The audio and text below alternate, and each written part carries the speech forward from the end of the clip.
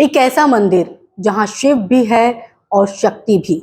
भारत का वो एकमात्र मंदिर है देवघर का बैद्यनाथ धाम। ये मंदिर द्वादश ज्योतिर्लिंगों में से एक है। इस द्वादश ज्योतिर्लिंग की सबसे बड़ी खासियत ये है कि ये विश्व का इकलौता शिव मंदिर है जहां शिव और शक्ति एक साथ विराजमान है। इसलिए इसे शक्तिपीठ भी कहते हैं। पौराणिक कथाओं में वर्णित है कि यहाँ माता सती का हृदय कट कर गिरा था, इसलिए इसे हृदय पीठ भी कहते हैं। मान्यता है कि बाबा भोले के भक्त जब सावन में बाबा बैद्यनाथ मंदिर में कांवर लेकर आते हैं तो उन्हें शिव और शक्ति दोनों का आशीर्वाद मिलता है। इसलिए द्वादश ज्योतिर्लिंग बाबा बैद्यनाथ के मंदिर को शक्ति पीठ भी कहा जाता है। सावन के महीने में यहाँ लाखों श्रद्धालु भगवान भोले शंकर को जल चढ़ाने के लिए पहुंचते हैं। बाबा धाम की पौराणिक मान्यता के मुताबिक राजा दक्ष के महायज्ञ में शिव को नहीं बुलाए जाने पर माता सती नाराज हो गई थी।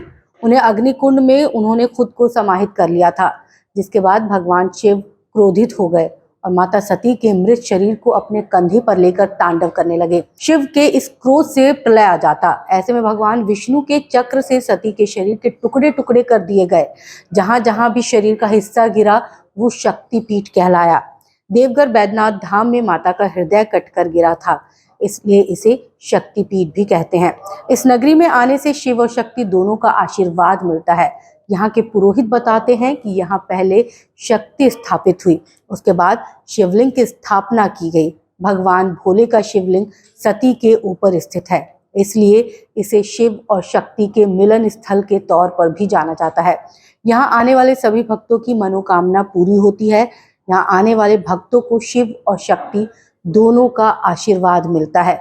यही कारण है कि इसे मनोकामना लिंग भी कहते हैं। यहाँ सच्चे मन और श्रद्धा से मांगी गई सभी मुरादें पूरी हो जाती हैं।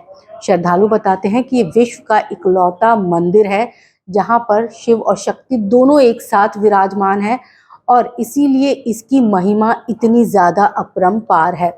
इसीलिए लोग हजारों की संख्या में देवघर आते हैं और अपनी मनोकामनाएं जो हैं वो मन में लेकर भगवान भोले और सती यानी कि शक्ति के सामने अपनी मुरादें रखते हैं, जो कि पूरी भी हो जाती हैं।